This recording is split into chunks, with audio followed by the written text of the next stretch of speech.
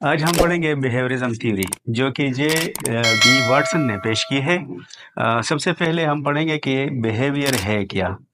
اکثر students behaviour اور attitude میں فرق کرنے سے قاصر ہوتے ہیں، تو لہٰذا ہم تھوڑا سا ٹچ اس کو بھی دیں گے کہ بیہیویئر اور ایٹیٹیوڈ میں فرق کیا ہے۔ بیہیویئر جو ہماری کوئی بھی ریسپانس ہو جو کہ بیرونی اسٹیمولس کو ہم دیتے ہیں، جو انوائرمنٹل اسٹیمولس کو ہم دیتے ہیں، اس کو بیہیویئر کہتے ہیں۔ اور ایٹیٹیوڈ جو ہے وہ ہماری انٹرنل تھاٹس ہے یا ہمارے بلیف سسٹم ہے جو کہ ہم کسی چیز کے بارے میں رکھتے ہیں، اس کو ایٹیٹیوڈ کہتے ہیں۔ تو لہٰذا دونوں میں فرق ہے، ایک اندرونی ہے اور ایک بیرونی ہے۔ تو بیہیورزم کی تھیوری جو کہ جے بی واٹسن نے پیش کی تھی، مزید تحقیق کے بعد ریسرچرز نے اس کو مزید دو حصوں میں تقسیم کیا۔ اس کو کہتے ہیں، ایک کو کلاسیکل کنڈیشننگ، دوسرے کو کہتے ہیں آپرنٹ کنڈیشننگ۔ تو کلاسیکل کنڈیشننگ جو ہے آئیوان پیولوف جو کہ رشین سائیکالوجسٹ تھا، اس نے پیش کی ہے۔ اس نے اس تھیوری میں کتے پہ، ڈاگ پہ ایک ایکسپیریمنٹ کیا۔ اس نے ڈاگ کو پنجرے میں بند کر دیا اور یہ دیکھ رہا تھا کہ جو سٹیمولس نیوٹرل ہے، کیا پازیٹیو ریسپانس کے ساتھ اس کا تعلق یا ریلیشن شپ بن سکتا ہے یا نہیں۔ مثال کے طور پر اس نے ڈاگ کو پنجرے میں بند کر دیا، اور جب بھی وہ ڈاگ کو فوڈ پیش کرتا تو فوڈ پیش کرنے سے پہلے وہ گھنٹی بجاتا۔ تو پہلے تو ڈاگ نے دونوں سٹیمولس یعنی کہ نیوٹرل سٹیمولس اور پازیٹیو ریسپانس کو ریلیٹ نہیں کیا، یعنی ڈاگ وہ نہیں سمجھ رہا تھا کہ اس گھنٹی کا خوراک کے ساتھ کوئی تعلق ہے، اور اصل میں ہے بھی نہیں، لیکن یہ انٹرنل جب بیہیویئر بن جاتا ہے ریسپانس کے ساتھ تو اس کا ریلیشن شپ وہ بیہیویئر بناتا ہے۔ تو ہر فوڈ سے پہلے وہ گھنٹی بجاتا تھا۔ تو اسی طرح وہ جب گھنٹی بجاتا تو فوڈ پیش کرنے سے پہلے اس کے منہ میں سلیوا آ جاتا۔ پھر بعد میں انہوں نے ایسا کیا کہ فوڈ پیش ہی نہیں کرتا، صرف گھنٹی بجاتا، لیکن پھر بھی اس کا جو ہے نا منہ، اس میں سلیوا آ جاتا، حالانکہ فوڈ بھی وہ پیش نہیں کی ہوتی۔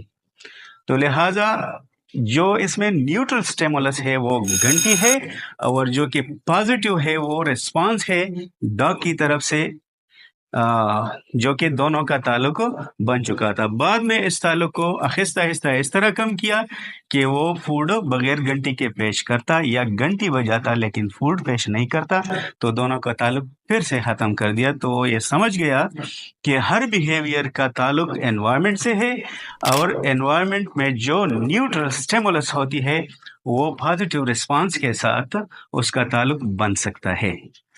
تو یہ ایک تھیوری آئیوان پیولوف جو رشین سائیکالوجسٹ تھا، انہوں نے پیش کی۔ دوسری تھیوری جو ہے وہ آپرنٹ کنڈیشن کی ہے، جو کہ بی ایف اسکینر نے پیش کی تھی۔ بی ایف اسکینر کے مطابق اس نے اصل میں اس تھیوری میں انہوں نے کچھ ایڈیشن کی، کچھ اس میں نیا ایڈ کیا۔ وہ یہ تھا، ان کا یہ کہنا ہے کہ چونکہ کلاسیکل کنڈیشننگ جو ہے اس میں ریوارڈ کا یا کسی چیز کے موٹیویٹ ہونے کا ذکر نہیں ہے، تو لہذا یہ آپرنٹ کنڈیشن جو ہے یہ موٹیویشن کا ذکر کرتا ہے۔ مثال کے طور پر اس میں رزلٹ جو ہے وہ اینڈ پہ آتا ہے۔ مثال کے طور پر اگر کوئی ٹیچر اسٹوڈنٹ سے کہے کہ اگر کسی نے کل ہوم ورک کیا تو میں چاکلیٹ اس کو دوں گا یا دوں گی، تو جب وہ ہوم ورک چیک کرے، جن بچوں نے ہوم ورک کی ہو تو وہ اس کو چاکلیٹ دیتا ہے، اور جس نے ہوم ورک نہ کی ہو اس کو نہیں دیتا۔ تو اسی طرح دو چیزیں بن جاتی ہیں، اس کو ہم کہتے ہیں پازیٹیو ری انفورسمنٹ، ایک کو کہتے ہیں نیگیٹیو ری انفورسمنٹ، یعنی جس کو چاکلیٹ مل گیا وہ پازیٹیو ری انفورس ہو گیا، مطلب موٹیویٹ ہو گیا، اور جس کو چاکلیٹ نہیں ملا وہ نیگیٹیولی ری انفورس ہو گیا، یعنی اس کو ایک طرح کی سزا مل گئی۔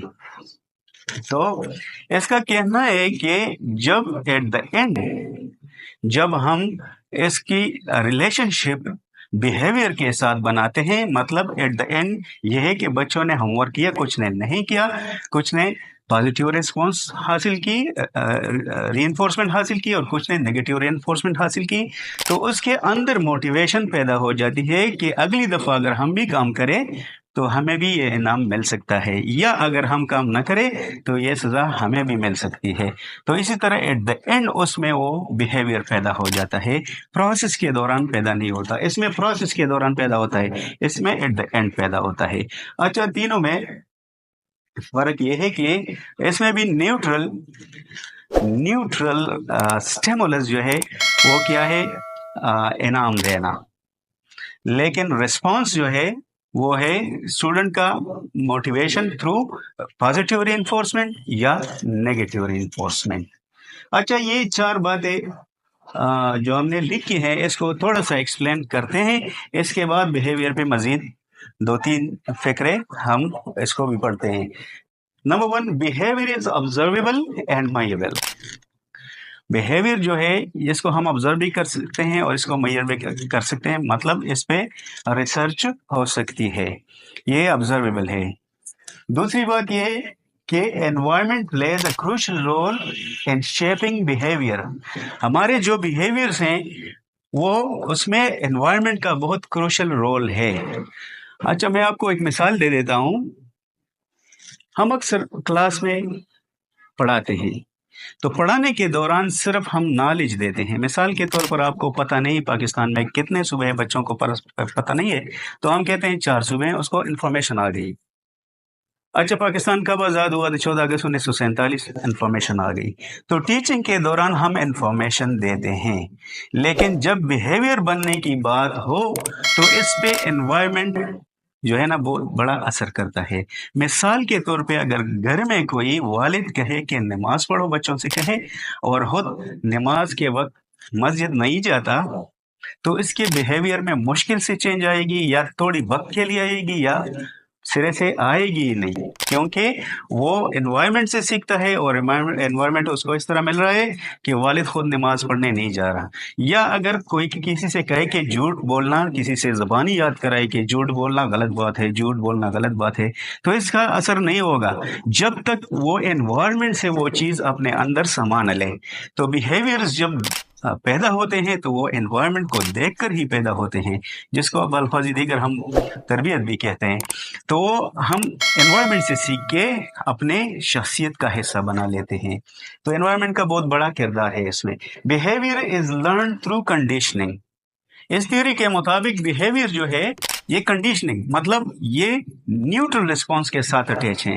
रिस्पांस का डायरेक्टली कोई किरदार नहीं होता है। जिस तरह घंटी बजाने वाली मिसाल हमने दी जो कि इवान फैलप ने पेश की थी, तो घंटी का फूड के साथ कोई ताल्लुक नहीं था, लेकिन उस डॉग के जहन में इसका ताल्लुक बन गया। इसी तरह अगर हमें कभी भूख लगे और हम बर्तनों की आवाज़ सुने तो हमारे जहन में डायरेक्ट आ जाता है कि शायद खाना तैयार है, हालांकि वो हो सकता है किसी बर्तन धोने की आवाज़ हो, लेकिन हमारे जहन में मेरे ख्याल में आपको कोई भूख लगी है, आपके जहन में भी एक खाने वाली बात आएगी, ठीक है ना। अच्छा, focus on external factor not internal thoughts. पहले ही हमने एटीट्यूड और बिहेवियर के दरमियान जो फ़र्क जाहिर की है, वही ये इस फिक्रे से भी जाहिर है कि ये एटीट्यूड जो है वो इंटरनल थॉट से, आप किसी चीज़ के बारे में क्या परसेप्शन रखते हैं, क्या ख्याल रखते हैं, वो आपका एटीट्यूड है। और बिहेवियर जो है ये एक्सटर्नल है, यानी एक्सटर्नल फैक्टर को, स्टिमुलस को आप क्या रिस्पॉन्स देते हैं। एनवायरनमेंट की तरफ से आपको एक स्टिमुलस मिल जाता है तो आप कौन सी रिस्पॉन्स देते हैं।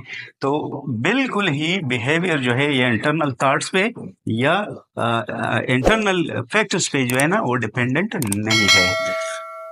अच्छा, हमारे मुआशरे में हम टीचर्स को पता होना चाहिए कि बिहेवियर्स जो हैं वो चूँकि जिस तरह थ्योरी से ज़ाहिर है वो एक्सटर्नल फैक्टर्स पे डिपेंड करते हैं। तो ज़्यादातर हम ये एक लफ्ज़ यूज़ करते हैं, रोल मॉडल। ये रोल मॉडल क्या है? रोल मॉडल यही है कि कोई ज़बानी तौर पर नसीहत करने के बजाय अमली तौर पर वो करके दिखाए।